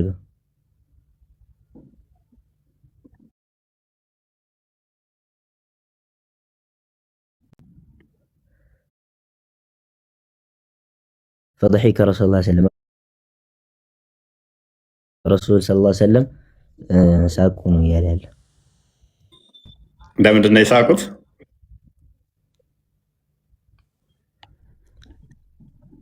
وقد علمت أنه رجل كبير ትልቅ ሰው እንደሆነ አውቃለሁ አሉ። ከላይ ጦር ሜዳ በድር ጦርነት ሄዶ ነበር። ስለዚህ እሱን ሂጂና አጥቢው ሲላት እንዴ እሱ ትልቅ ሰው እኮ ነው እንዴት ነው ማጠባው? ነብይ ፈገግ አለ። አውቃለሁ። ስለዚህ 10 ጊዜ ማጣት ምን መሰለህ እኮ ልንገርህ ታሪኩ የሁዜይፋ እንትን ነበረ ሰሊም። ስለዚህ ሰሊም አለ፣ ከዛ ወደ ሁዜይፋ አለ። ስለዚህ ሲገባ ሲወጣ ይደብረዋል። ጎረምሳ ነው ደርሷል፣ ቤቱ ነበር። ሚስቱን እየሾፈበት ነው። ከዛ በኋላ ባሌ ደስተኛ አይደለም እሱ በገባ በወጣ ቁጥር ፊቱ ላይ ደስ ማይል አያለው አለችው። መጣ ለነብዩ። ከዛ ነብዩ ምን አለ? እንግዲያውስ አጥቢው አላት። እንዴ ትልቅ ሰው እኮ ነው፣ ጦር ሜዳ በድር ሄዶ ተዋጋ ነው፣ እንዴት ነው ባሌ ፊት ያው ሌላ ሰው ማጠባው ስትል አውቃለሁ ትልቅ ሰው መሆኑን ብሎ እሱ ፈገግ አለ ማለት ነው። ስለዚህ 10 ጊዜ ካጠባችሁ እሱን ምን ይሆናል ማለት ነው? በደንብ አስተውል። ጋብቻው ሐራም ይሆናል። ከዛ በኋላ ቢገባ ቢወጣ አያገባትም እሷን። ከዛ በኋላ 10 ጊዜ ነበር ጥቢ። ያንተ ሚስት እኔ ሙስሊም ብሆን ብመኛት። ስለዚህኛው ጥቢ አይደለም ያወራ ያለው። ስለ የትኛው ጥቢ ነው ታዲያ? ስለ ህፃናት ነው እንዴ? ትልቅ ሰው ይጠባል እንዴ? ጦር ሜዳ ሄዷል አልሄደም? ሂዷል። በድር የሚባል ጦር ሜዳ ህፃናት ሄዳሉ እንዴ? አይ ይሄኛው የራሱ ሸርሕ ሊኖሩ ይችላል። መለስ አድርግልኝ፣ እየነገርኩህ እኮ ነው። እንግሊዝኛውን ነው። እሺ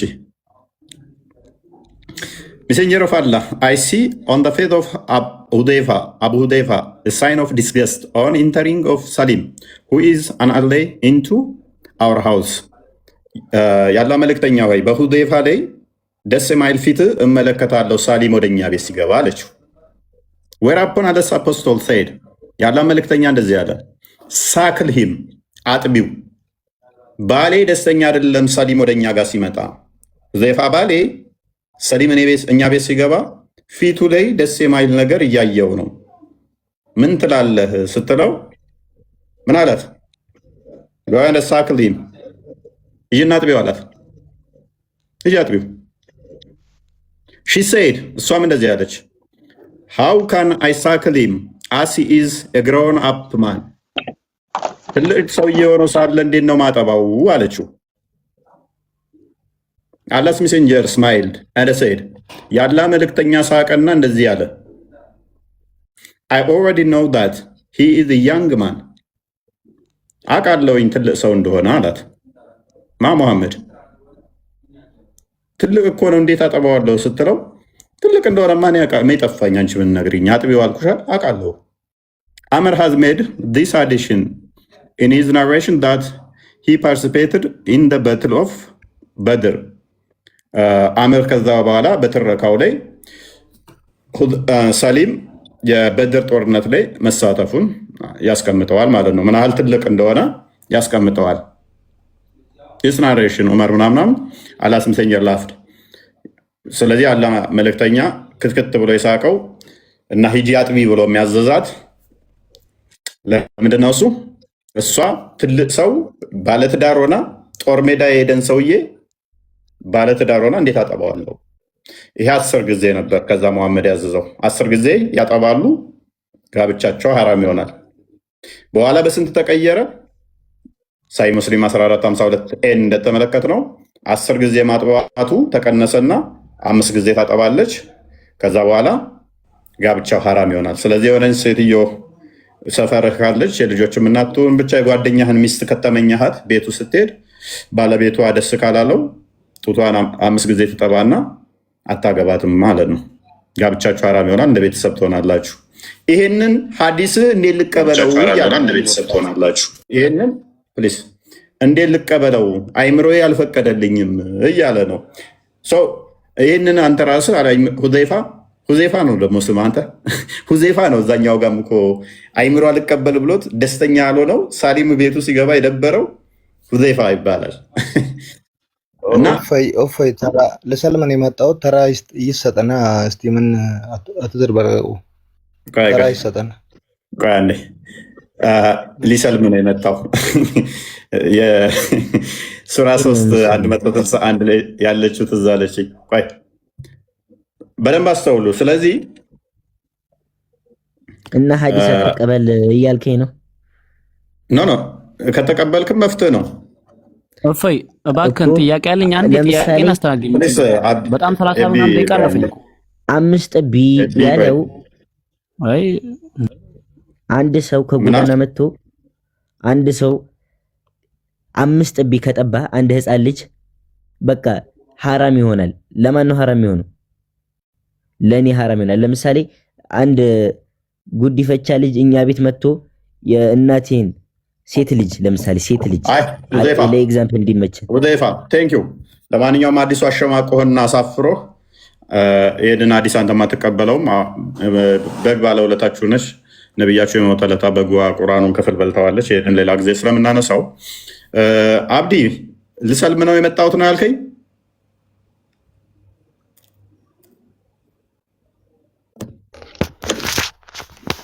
አብዲ አዎ ኦኬ። ምን ነበር ምን ገጥሞ ነው? ሙስሊም ነኝ። ቆይ አንድ ነገር ልጠይቅህ። እሺ የሰው ልጅ ሲወለድ ማለት ነው ሙስሊም ነው ሊሰልም ነው የመጣው? ምን ማለት ነው? ክርስትና ለመነሳት ነው የመጣሁት። ምንድን ነው የምታጭበረብረው? አውራ በትክክል እባክህ። ሙስሊም ነኝ። ለምን ትደነግጣለህ? ከፍ ስትል ልሰልም ነው የመጣሁት እኮ ብለህ ነበር። አታጭበርብራ ታዲያ። ምንድን ነው? በትክክል አውራኝ። እኔን ልሰልም ነው የመጣሁት አልኩህ። ክርስትና ለመነሳት ማለት ነው። እኔስ ስንት አይነት ሰው አለ? ኢየሱስ ፓንቷ ግን ሱራ 3 161 ላይ ፓንት ጠፍታ ነበረ። ለምንድን ነው ፓንት ጠፍታ ነበረ? እና ሙሐመድ ማን ነው የሰረቀው ሲባል አይደለም ጥያቄ አዳምጥ። አንድ ፓንት ጠፋችና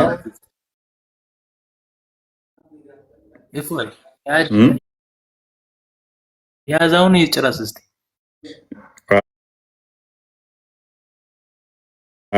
እሱ ያዛውን ይጭራስ። አዳምጥ።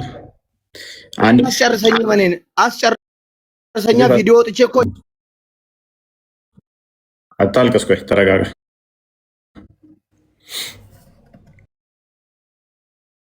ተሸክሞ ይመጣል አለ። ሙሐመድ ፓንት ሰርቋል ብለው ሲጠረጥሩት ፓንት መስረቅ ወይም ሰለባ መስረቅ ለነቢይ አይገባውም። የሰረቀው ቀን ሰው ተሸክሞ ይመጣል አለ። መቼ? በቂያማ ቀን። እኔ ፓንት ጠፍቶብኝ ልብስ ጠፍቶብኝ በቂያማ ቀን ተሸክመህልኝ ብመጣ ምን ጥቅማል? በቂያማ ቀን ገና ነቢይ ከሆነ የሰረቀው ወይንም አልሰረኩም ብሎ ራሱን እንደመከላከል ሙሐመድ ሰርቋል ብለው ሲያሙት ለነቢይ ፓንት ወይንም የውስጥ ልብስ መስረቅ አይገባም ብሏል አላህ። የሰረቀው ሰውዬ ግን የሰረቀው ሰውዬ በቂያማ ቀን ይዞ ይመጣል አለ። እቺ ልብስ ከሚገርማችሁ ነገር ሙሐመድ ሲሞት እቺ ልብስ አሁን አምኛለሁ። አውርደኝ አምኛለሁ። እቺ ልብስ የሚገርመው ነገር ሙሐመድ ሲሞት አብራው ተቀብራለች። ባሪያው ማንም አይለብሳትም። በቂያማ ቀን ተሸክመን ምን መጣ ከሆነ እቺ ልብስማ ብለው ሙሐመድ ሲሞት መቃብር ውስጥ ከተዋታል ልብሷል። ሜቢ ቆፍሮ አውጥቷት ሊሆን ይችላል። እችን ፓንት አብዲ። ወደ ቶፒኩ እንመለስና ቶፒኩ ቁርአን ብቻ በቂ ነው ወይ የሚል ነው። ቁርአን ብቻ በቂ ነው ወይ የሚል ነው ቶፒካችን። ስለዚህ ዛሬ ብቻ ለማውራት ሞክሩ። ሌላ ፖለቲክስ እንሰራለን ካላችሁ ትበላላችሁ ማለት ነው። የገባችሁት ለፖለቲካ ማይመች ቤት እውቀትን እዛችሁ መመጡበት እንጂ ፖለቲካ የምትሰሩበት ቤት አይደለም። ኦፈይ ወደ ሃይማኖታችሁ የሚመጣን ሰው አፈልግም ማለት ነው። አሁን ቁርአን በቂ ነው ብለህ ታምናለህ? ወደ ሃይማኖታችሁ የሚመጣውን ሰው አፈልግም ነው ወይንስ ምንድን? አገባኝ ለእኔ ስትል ነው እንደሚመጣው። እኛ እኮ በእናንተ መምጣትና ባለማምጣት ላይ የተመሰረት ነው። ከፈለክና ካልፈለክና ለፎይ ብለህ ነው እንደሚመጣው። ከዘላለም ሕይወት ለማግኘትና ከዘላለም ቅጣት ለመዳን እንጂ እፎይ ጋር መተህ እዚህ ጋር ክርስቲያን ሆንክ አልሆንክ ምን አገባኝ? ኬርስ? እኛ እኮ ሙስሊሞች አይደለንም። ጭንቅላት አካል የሌለውን እግር የሚያመልኩት እነሱ ድራማ ይስሩ። በዛ ስለቆሙ እግዚአብሔር መቻለው እግዚአብሔር አለ እንደ አንተ እግዚአብሔር ጭንቅላት አለው። ተረጋጋ። ስለዚህ እግር ለሚያመልኩት ሄዱና ድራማ ስሩላቸው። እኛ ምን አገባል? የምትመጣው ለፎይ ብላ ሄድና ተረከዛ አምልክ። ስለዚህ በደንብ አስተውሉ። ጭንቅላትን የፈጠረ ነው እግዚአብሔር። በጭንቅላት እና በእግር አይገለጽም። ጭንቅላትንም የፈጠረ ስለሆነ ማለት ነው። ለአላህ ግን ጭንቅላት አልፈጠረለትም፣ እግር ፈጥሮለታል። ለአንተ የምታመልከውን አላህ የእኛ እግዚአብሔር እግር ፈጥሮለታል፣ ጭንቅላት ግን አልፈጠረለትም።